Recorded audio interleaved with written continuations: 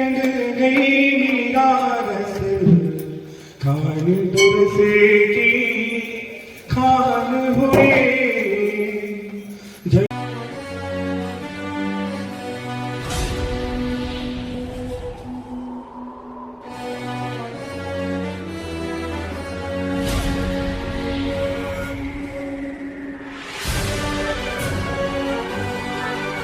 संपूर्ण जो कथा है वो श्री ठाकुर जी के चरणों में ही समर्पित की है। बड़े बड़े आचार्य भक्तमाल के मुख्य श्रोता श्री ठाकुर जी स्वयं भी होते।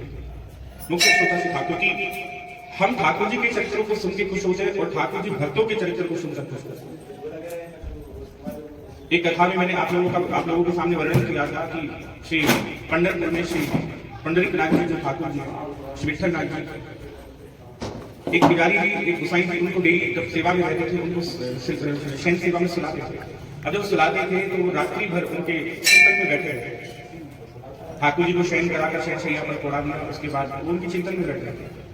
चिंतन में बैठकर यही चिंतन करते कि आज श्री ठाकुर जी अब सो रहे हैं, रुक्मणी के चरणों को दबा रही हैं, उनसे बातें कर रही हैं और अंत में श्री ठाकुर जी और रुक्मणी जी पौड़ रहे हैं एक सिंह पर डेली वही उनका यही चिंतन रहता। और एक बार तो क्या हुआ वो जब चिंतन में बैठे थे ठाकुर जी को शयन कराकर तो अब की बार जब वो चिंतन में बैठे तो उनके चिंतन में श्री ठाकुर जी शयन करके नजर नहीं आए।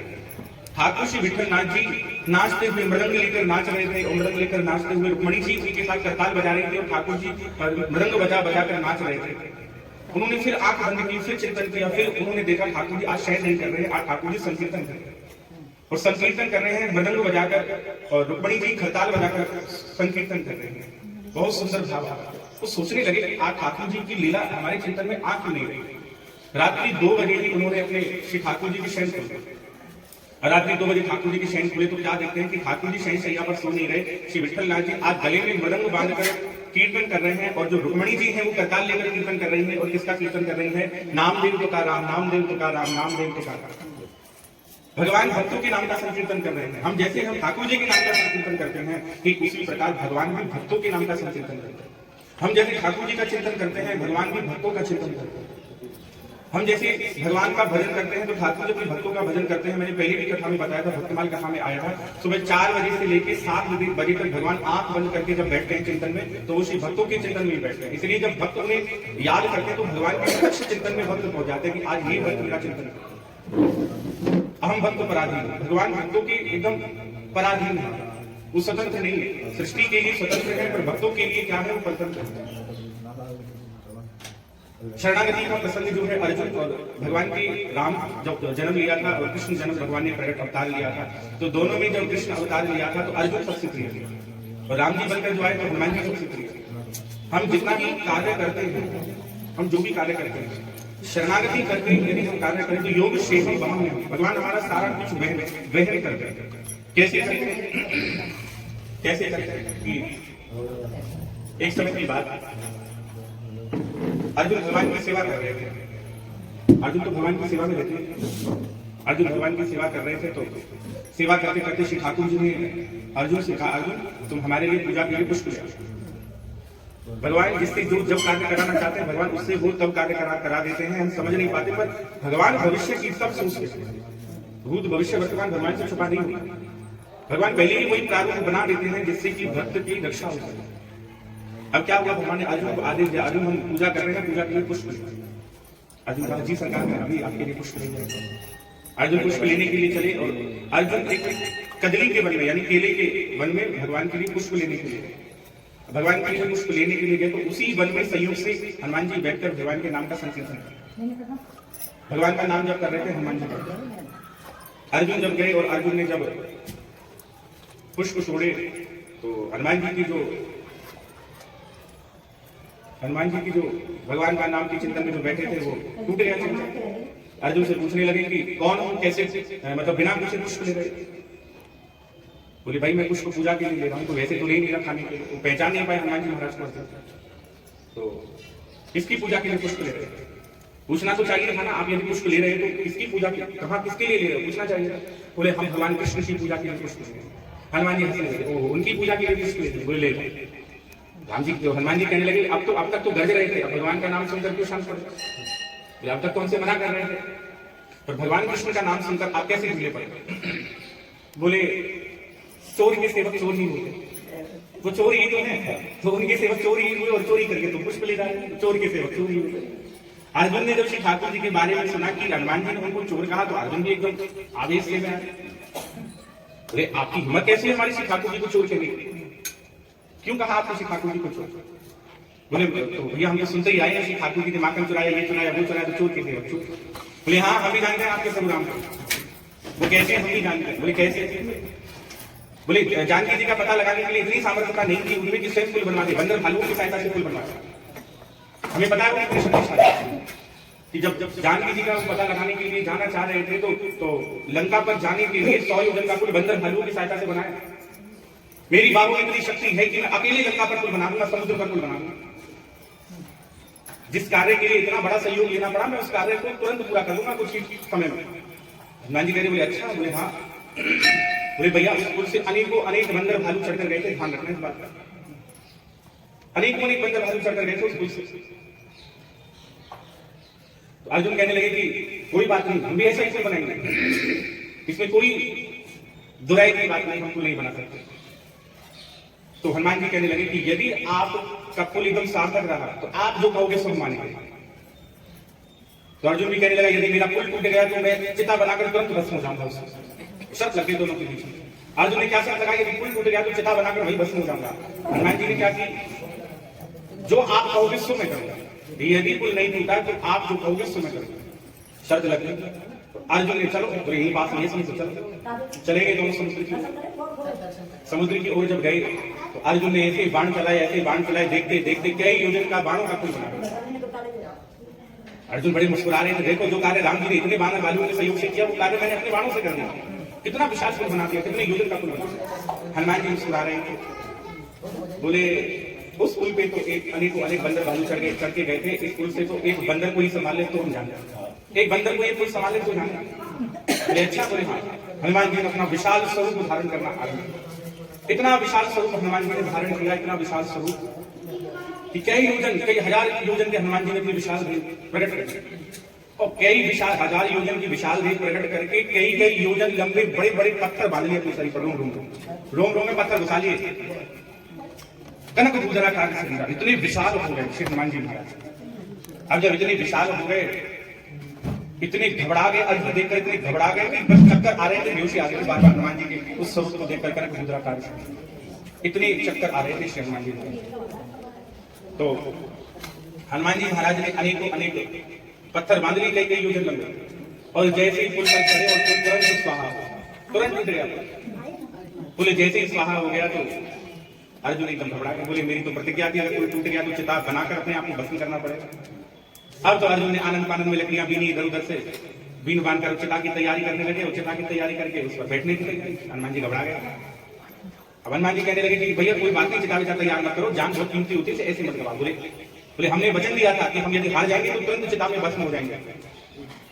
हम अगर क्षत्रिय जो वचन देता है उसे निभाना भी बहुत जरूरी है, प्राण जाएंगे तो वचन ना जाए। हम अपना वचन पूरा करेंगे, अपनी देह को अभी भस्म करेंगे। पर हनुमान जी महाराज तो घबरा रहे थे कि अर्जुन अगर नष्ट हो गया तो बड़ी दिक्कत आ जाएगी, सामने बहुत दिक्कत आ जाएगी। बोले मैंने तो वचन दिया था, मुझे नष्ट होना पड़ेगा, और मैंने वचन दिया, शत्रु के हिसाब से वचन तो बिल्कुल सार्थक करना चाहिए, प्राण जाएंगे। हनुमान जी महाराज बार-बार मना कर रहे हैं, बार-बार मना करने पर अर्जुन मानने के लिए तैयार बैठ गए चिता पर। और जैसे ही चिता पर आकर बैठ गए तुरंत हनुमान जी ने भगवान कृष्ण के चरणों का ध्यान किया। हे रघुवीर, हे श्री ठाकुर जी, अब तो आप ही मेरी लाज रख सकते, अर्जुन खत्म हो जाएगा यदि आप बीच में नहीं आए। तुरंत श्री ठाकुर जी एक वृद्ध ब्राह्मण का वेश धारण करके आए और कहने लगे भैया ये क्या कर रहे हो? बोले कोई इतनी बड़ी लकड़ियां कंडे आपने जलाए कि भोजन की तैयारी हो तो हमको भी शामिल कर देना। भगवान कहने अर्जुन कहने कि ब्राह्मण देखो भोजन की तैयारी नहीं है, मैंने इनको वचन दिया था यदि मैं उस शर्त में हार गया तो मैं अपनी देह को भस्मीभूत करूंगा, तो मैं इनसे हार गया हूं, इसलिए अपनी देह को मैं भस्मीभूत कर रहा हूं, चिता पर जा रहा हूं। अब आप ही बताओ, ब्राह्मण देवता वचन को पूरा करना चाहिए कि नहीं? भगवान बोले हाँ बिल्कुल करना चाहिए, वचन को बिल्कुल पूरा करना चाहिए, क्षत्रियों की तो आन होती है वचन पूरा करना। हनुमान जी महाराज कह रहे थे ये तो बिल्कुल ही मरवा कर छोड़ेंगे, ये ब्राह्मण देवता तो बिल्कुल ही मरवा कर छोड़ेंगे, ये थोड़ा बहुत मान जाते, अब तो ये बिल्कुल धर्मयाद दिला रहे हैं अर्जुन को। अब भगवान कहने लगे भाई एक बात बताओ, तुम दोनों ने जब एक दूसरे के सामने शर्त बजी थी तो तीसरा था कोई वहां पर निर्णय करने वाला कोई था? बोले हमारा निर्णय करने वाला तो कोई नहीं था। बोले तो फिर ये कैसा शर्त है? बोले ये कैसी शर्त है? बोले जब तक दोनों के बीच में तीसरा निर्णय करने वाला हो तो कौन हारा कौन जीता इसका निर्णय कौन करेगा? बोले अच्छा। बोले हाँ तो दोबारा करके दिखाओ, वो हम निर्णय करेंगे फिर बैठे। बोले ये ठीक है। हनुमान जी भी मान गए, अर्जुन भी मान गए, चलो ठीक है, चलो दोबारा चलो पुल बनाओ। अर्जुन ने फिर बाण पे बाण छोड़े, बाण पे बाण छोड़े, तुरंत पुल तैयार कर दिया। और जैसे ही पुल तैयार हो गया, अर्जुन घबराए, अब तो फिर पुल टूटेगा। तुरंत ठाकुर जी हनुमान जी ने जय श्री राम का उद्बोध किया, कई किलोमीटर लंबे चौड़े कई योजन लंबे चौड़े शरीर का विरोध कर दिया। तब वही कई योजन के लंबे पत्थर बांध रही शरीर से। और जैसे ही उस पुल पर चढ़े हनुमान जी, जैसे ही अपने पुल पर चढ़ने लगे, तुरंत भगवान की घबरा गए। तुरंत भगवान ने कश्यप स्वरूप धारण कर लिया और पुल के नीचे गुजरे। ठाकुर जी कश्यप स्वरूप मत्स्य स्वरूप धारण करके उस पुल के नीचे गुजरे। हनुमान जी ने खूब सैर लगाई और तुरंत जैसे ही आए तो क्या हुआ, एक स्वरूप में भगवान वृद्ध ब्राह्मण का रूप धारण करके खड़े, दूसरे स्वरूप में कश्यप भगवान का रूप धारण करके गए। अब ब्राह्मण की पीठ से जब रक्त निकलने लगा, समुद्र में जब रक्त निकलने लगा, तो अर्जुन और हनुमान जी महाराज घबरा गए। अर्जुन और हनुमान जी महाराज ने जैसी डुबकी लगाई तो देखा भगवान साक्षात कृष्ण खड़े अपनी पीठ को लेकर समुद्र के नीचे। भगवान अपनी पीठ को लेकर खड़े हुए थे, बैठे हुए थे, ताकि दोनों के प्राणों को बचाया जा सके। दोनों भगवान के चरणों में गिरे, हे दीनबंधु भक्त वत्सल करुणा सागर, हम आपकी लीला को समझे। हनुमान जी कहने लगे, बोले हम आपसे हार गए, बताओ हमको क्या करना बताइए। बोले हाँ आप हमसे हार गए तो हम आपको अब एक सेवा बताते हैं। तो ठाकुर जी ने कहने लगा कि सेवा अभी नहीं, सेवा तो बाद में बतानी है, अभी नहीं बतानी सेवा, सेवा तो बाद में बतानी है। एक कार्य की सिद्धि के लिए लीला हुई है सारी।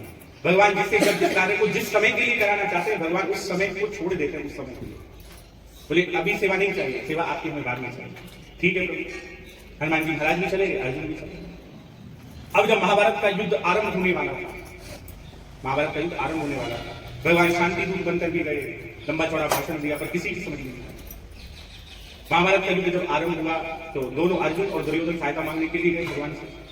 तो अर्जुन जो थे वो चरणों में थे, दुर्योधन थे वो बिल्कुल मस्तक पर थे। तो जैसे ही भगवान लीला कर रहे थे, लेटे हुए थे, जैसे ही भगवान के नेत्र खोले तो अर्जुन को देखा। ओहो अर्जुन आप आए हो, सहायता मांगने आए। तो दुर्योधन कहने लगा, प्रभु अर्जुन से पहले तो मैं आया था, आपने मेरी तरफ देखा ही नहीं। बोले अच्छा आप भी आए हो? बोले हाँ। बोले वो अर्जुन तो हमारे चरणों की तरफ से। तो बोले सरकार पहले तो मुझे मांगना था क्योंकि मैं पहले आया। अच्छा भाई तू ही मांगना। कहने लगे एक तरफ मेरी चतुरंगनी सेना, नारायणी सेना है, एक तरफ मैं अकेला बिना अस्त्र शस्त्र के एकदम निहत्था, मैं कुछ कार्य नहीं करूंगा, जो जिसको मन चाहे वो सो ले। दुर्योधन कहने लगा, प्रभु आप तो मुझे अपनी नारायणी सेना दे। प्रथम मांग लिया। भगवान कहने लगे, अर्जुन तुम ठगी ले गए, हम ही बचे और हम तो युद्ध भी नहीं करेंगे, अस्त्र शस्त्र भी धारण नहीं करेंगे, केवल हम ही। बोले नाथ जिसके पास हरि हो उसे सिर्फ इस चीज की चिंता, जिसके पास जब हरि स्वयं हो तो उसे हारने का डर ही नहीं है, जब हरि स्वयं आगे तो हारने का क्या डर है। नाथ आप मेरे पर कृपा करें बस। भगवान खुश हो गए। बोले अब हनुमान जी को याद करो, अब इस समय हनुमान जी को याद करो। बोले ठीक है। अब हनुमान जी को अर्जुन ने याद किया और कहा प्रभु भगवान दोनों बोले आप भी चलो टेंशन। हनुमान जी को उसे कहने के लिए, अब हनुमान जी को मनाने के लिए भगवान कृष्ण और अर्जुन स्वयं बोले आपको वचन याद है? बोले बिल्कुल याद है। बोले महाभारत का युद्ध हो रहा है, आपको अर्जुन का सहयोग करना, युद्ध में सहयोग करना। बोले बिल्कुल करेंगे, जब आपको वचन दिया है तो बिल्कुल आपके युद्ध में सहयोग करेंगे, पर हम कर तो देंगे, पर हम श्री राम जी के चरणों के दास हैं, हम भगवान के चरणों में रहते थे।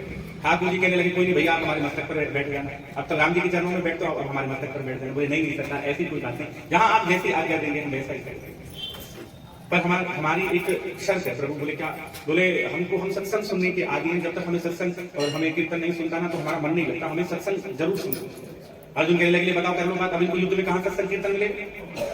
बोले हमारे राम जी जब रावण से युद्ध भी कर रहे थे तो बात में सत्संग भी करते थे रावण से, तो हमें भी सत्संग मिल जाया करता था।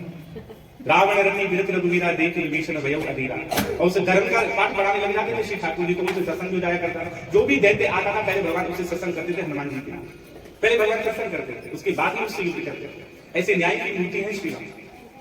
बोले हमारे राम जी तो युद्ध में भी सत्संग सुनाते थे। तो ठाकुर जी कहने लगे कोई नहीं वत्स हम भी तुम्हें सत्संग सुनाएंगे, तुम चिंता मत करो, ऐसा सत्संग सुनाएंगे कि आनंद ही आनंद आ जाएगा। बोले प्रभु मैं कहां विराजित? आप अर्जुन के ध्वजा में विराजित हो जाइए दादा। तो इसलिए अर्जुन के रथ की ध्वजा का नाम है कपि ध्वज, कपि ध्वजा उस ध्वजा का। हनुमान जी महाराज स्वयं बैठे थे कनक भूधरा का, अब मस्तक समान हुए तो कभी धरे और कनक भूधरा का हनुमान जी महाराज विराजित हो गए। भीष्म पितामह आए और भीष्म पितामह पर अर्जुन ऐसे बाणों को छोड़ते कि भीष्म पितामह का जो रथ था वो कई सैकड़ों हाथ पीछे चल रहा, और जब वो बाण छोड़ते भीष्म पितामह तो अर्जुन का रथ 1 हाथ इंच पीछे जाता। अर्जुन बड़े गौरव से भर जाते हैं, देखो देखो प्रभु नीचे देखो देखो, पर मैंने बाण मारकर भीष्म पितामह का जो रथ है वो कितना पीछे कर दिया। देखो देखो प्रभु, मैंने बाण मारकर कर्ण की रथ को कितना पीछे कर दिया और मेरा एक हाथ पीछे। बोले अर्जुन नीचे मत देख, ऊपर देख। ऊपर हनुमान जी अनंत बलवंत हनुमंत की सरकार बैठे हुए हैं अपने अथाह तेज बल को लेकर। यहाँ मैं मेरा साथी बन के बैठा हूं। भगवान से क्या करते, जब कर्ण युद्ध करने के लिए आता तो जब उनका अर्जुन जब बाण चलाते तो कर्ण का रथ जब पीछे खिसकता तो भगवान कर्ण की बाण करते, वाह कर्ण बहुत बड़ी योद्धा हो, तेरे जैसा योद्धा तो मैंने देखा ही नहीं। और जब कर्ण बाण छोड़ता तो 1 इंच पीछे रख जब जाता, अर्जुन कहते सरकार मैं जब बाण छोड़ता हूं तो कर्ण का रथ इतनी दूर चला जाता है, आप उसकी प्रशंसा करें। और जब कर्ण बाण छोड़ता है कि मेरा रथ बिल्कुल एक आधे से पीछे खड़ा होता है, थोड़ा पीछे खिसकता है, आप मेरी प्रशंसा नहीं करते। बोले तू नीचे नहीं, तू ऊपर देख, तेरे रथ में एक तो अनंत बलवंत हनुमंत सरकार बैठे हैं, दूसरा त्रिलोकी का भार लेके त्रिलोकी नाथ बैठा है, इतने पर भी वो तेरे रथ को 1 आध इंच पीछे सरका देता है, तो कितने महाबली है सामने वाले। उनके रथ में कौन है? उनके रथ में तो कोई नहीं। तो अनंत बलवंत हनुमंत सरकार कपिध्वज के स्वरूप में श्री रथ के ऊपर विराजित हो रहे थे। एक बार एक रथ में त्रिलोकी का भार लेकर साक्षात नारायण भगवान विराजित हो रहे थे। हरि जब जिसके साथ हो तो उन्हें कौन हरा सकता? हरि जिसके साथ है। अच्छा बोले, कर्ण के पास एक ऐसा बाण था, वो बाण था तक्षक नाग का, और वो बाण ऐसा था, वो बाण भी अर्जुन का बड़ा शत्रु था, बहुत घोर विरोधी था। तो कहने लगी जब इन्होंने खांडव प्रस्थ बसाया था तो हमें नुकसान किया था, तो हम भी इसके विरोधी हैं अर्जुन के। समय आएगा तो अर्जुन को बताएंगे। तो बाण स्वरूप में वो जो तक्षक नाग था वो बैठा हुआ था कर्ण के तर्कस में। अब कर्ण को जब कुछ दिखाई नहीं दिया, कुछ भी दिखाई नहीं दिया, तो अंत समय में कर्ण ने वही बाण छोड़ दिया, वही बाण छोड़ दिया कर्ण ने।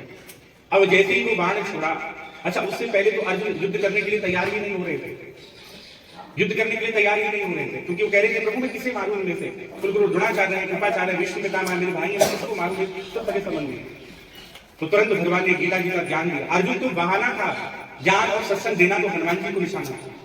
अर्जुन को तो केवल बहाना था कि अर्जुन को ज्ञान दिया भगवान ने, नहीं, असली ज्ञान तो हनुमान जी को देना था भगवान को, क्योंकि वचन दिया था पात्र तुझे समय समय पर मैं सत्संग भी करता रहूंगा, ऐसा सत्संग सुनाऊंगा कि जीवन में ऐसा सत्संग ना कभी सुना होगा न कभी देखा होगा। तो अर्जुन का तो बहाना था, गीता का ज्ञान तो भगवान को हनुमान जी को देना था। अब क्या हुआ? अब वो जो कर्ण ने देखा कि सारे तर्कस में से बाण बिल्कुल खाली होते जा रहे हैं, तो अंत में उन्होंने वही जो है बाण छूट दिया, तक्षक नाग बाण छोड़ा।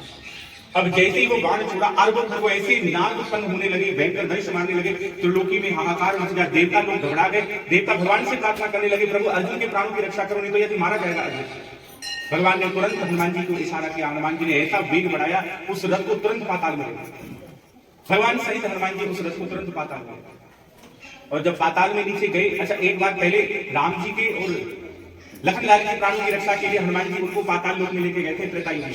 यहाँ भी भगवान के प्राणों की रक्षा पर भी आ रही थी वो बात, भगवान को और अर्जुन को लेकर हनुमान जी दूसरी बार पाताल लोक में गए उनके प्राणों की रक्षा के लिए।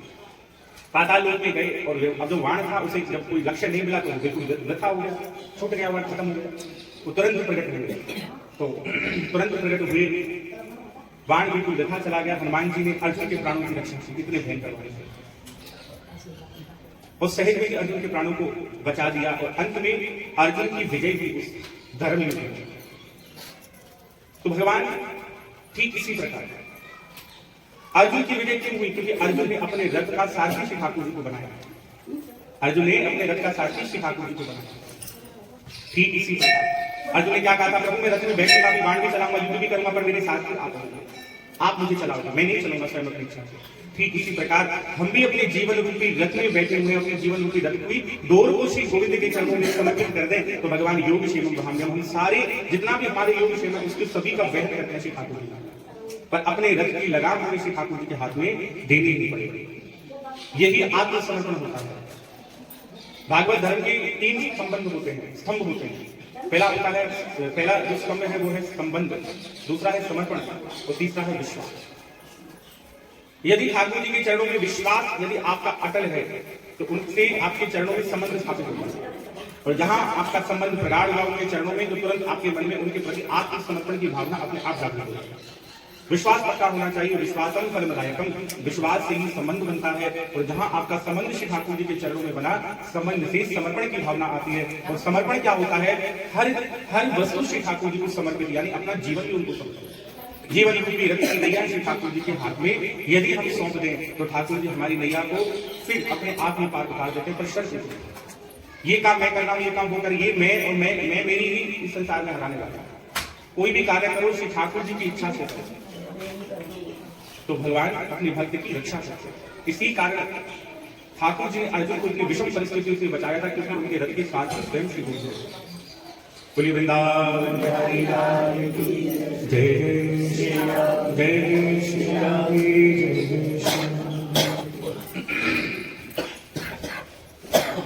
श्री कृष्ण गोविंद हरे मुरारी, हे नाथ नारायण वासुदेव, श्री कृष्ण गोविंद हरे मुरारी, हे नाथ नारायण वासुदेव, हे नाथ नारायण वासुदेव, हे नाथ नारायण वासुदेव, हे नाथ नारायण वासुदेव, हे नाथ नारायण वासुदेव, श्री कृष्ण गोविंद हरे मुरारी, हे नाथ नारायण वासुदेव, गोपी जय श्री जय श्री राम। राजा मानसिंह द्वितीय जो थे वो मेवाड़ नरेश, राजा मानसिंह जो थे वो अपने प्रभु आराध्य श्री चतुर्भुज नाथ की सेवा करते, वो सेवा में इतना समर्पण भाव था श्री राजा मानसिंह के कि पूछो। अच्छा, राजा मानसिंह भगवान की सेवा तो करते थे, पर 2 घंटे उन्होंने अपने पूरे राज्य में ये बात बता रखी थी कि इस समय में मुझे कोई परेशान ना करे, मैं सेवा में कोई मेरे पास नहीं, कितना बड़ा हानि होगा, और यदि हमारे पास कोई आ गया तो कसर कलम कर दिया जाएगा। उस समय हम श्री ठाकुर जी की सेवा में थे, इतना अनुराग था, इतना समर्पण था श्री उनके चरणों में, ठाकुर जी के चरणों में, कि सेवा में बड़ा ही प्रेम से सेवा करते। तो ये समर्पण की कथा है कि कैसे समर्पण होना चाहिए और समर्पण से ठाकुर जी कैसे प्राप्त करते। पड़ोसी राजा ने चुगली कर दी, बोले महाराज तो राजा मानसिंह जो है वो सेवा में रहते और 2 घंटे तक वो इतनी सेवा में तल्लीन रहते हैं कि उन्हें मना कर रखे, कोई आदेश नहीं दे सकते, किसी की हिम्मत नहीं उनके पास जाने की, और आदेश दिया यदि सेवा में कोई विघ्न गिरेगा तो उसका सर कलम कर दिया जाए। ये समय अच्छा है, आप यदि चढ़ाई करें उनके राज्य में। पड़ोसी राजा बिल्कुल खुश हो गया, उसने चढ़ाई कर दी, इतनी माराकाटी मचने लगी। अब राजा मानसिंह सेना तो जल्दी काम करेगी जब उससे कोई आदेश नहीं, घबरा गए थे पूरे राजा उस समय बैठे हुए हैं सेवा में, उन्हें कैसे उनके पास जाए, राजा का आदेश करते हैं कि सर कलम कर दिया जाएगा, कौन अपना सर कलम करवाया जाएगा। प्रजा में अफरा तफरी बन गई, राजा लौटता हुआ किले तक पहुंचा, किले के पास तक पहुंचा। अच्छा, अब पूछने लगे कौन जाए, तो माँ होती है जो उनके ऊपर सारे नियम कायदे कानून सब खत्म हो जाता। राजा मानसिंह की माँ गई और आराम से बोली बेटा पड़ोसी राजा ने आक्रमण कर दिया और किले में घुसने ही वाला। राजा मानसिंह मानसिक सेवा में बैठे हुए थे, परंतु मानसिक सेवा में कहा कि आप चिंता ना करें, शत्रुघ्न नाथ कुछ अच्छा था, इतना कहा और इशारा कर दिया। इतना इशारा किया वो माँ भी चली गई। अब माँ चली गई, युद्ध करता करता जैसे किले में घुसने वाला था, एक इतना अनंत बलवंत सैनिक आया सफेद घोड़े पर बैठकर, और उसने किसी को मारा काटा नहीं, जहां देखे तिरछी नजर से बस वहीं घायल हो जाए, सब सारे अस्त्र शस्त्र छोड़। और देखते देखते वो सारी प्रजा एकदम, जो सारे उसके सैनिक थे, पड़ोसी शत्रु दुश्मन था, उसके जितने सैनिक थे वो सब बेहोश हो गए, बेहाल हो गए। और जो सैनिक जो थे वो जैसे ही राजा के पास पहुंचे, उसका कोई ना कोई कारण तो जरूर होगा, ऐसी कटाक्ष भरी नेत्रों से उन्हें देखा तो राजा घोड़े से बेहोश हो गए, बेहोश होकर गिर गया। ऐसी कटाक्ष नेत्र से देखा, उससे चला गया बेचारा सैनिक। अब राजा जब आए, जल्दी हमारा घोड़ा तैयार करो, जल्दी से ये करो वो करो वो करो। अब जैसे अब घोड़े के पास में देखा तो घोड़ा कांप रहा था, बहुत पसीने पसीने, अरे ऐसा लगता है कि इस पर किसी ने सवारी की।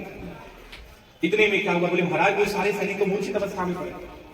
वो जो पड़ोसी देश का जो राजा था वो आया इनके पास और आत्मसमर्पण की भावना से आया, मुकुट श्री राजा के चरणों, मानसिंह के चरणों में रख दिया। बोले सरकार मैं आपसे हार गया, मैं अपने राज्य को आपको समर्पित करता हूं, आपकी सेवा में हम काम करेंगे, पर हमारी एक शर्त क्या है कि आप केवल उस सैनिक के हमें दर्शन करा दो जो सैनिक बिना अस्त्र शस्त्र के, बिना अस्त्र शस्त्र धारण के अपनी बाकी निगाह से चितवन से सभी को मूर्छित कर दिया, और मुझे भी केवल उसके दर्शन करा।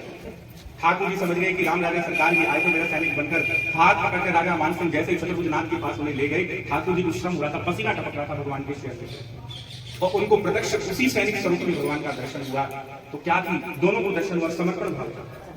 जहां हमारा समर्पण विश्वास यदि हमारा जागृत हो गया कहीं भी, तो विश्वास से संबंध हमारा बन जाता है, और जहां संबंध हो गया वह समर्पण अपने आप होता है। समर्पण की भावना से भगवान को प्राप्त करना बड़ा आसान है, पर समर्पण बने से नहीं बनता। समर्पण को ये नहीं कि एक चुटकियों का खेल है, समर्पण किससे बनता है, विश्वास से, श्रद्धा से। और उसके बाद क्या होता है, ठाकुर जी प्रत्यक्ष दर्शन देते हैं, कृपा करते हैं। और ये संबंध और समर्पण हम लोगों के बस की बात नहीं। हम संबंध बनाते हैं तो अपना संसार से बनाते हैं, विश्वास करते हैं तो संसारियों पे करते हैं। ठाकुर जी पर कभी कोई विश्वास नहीं करता।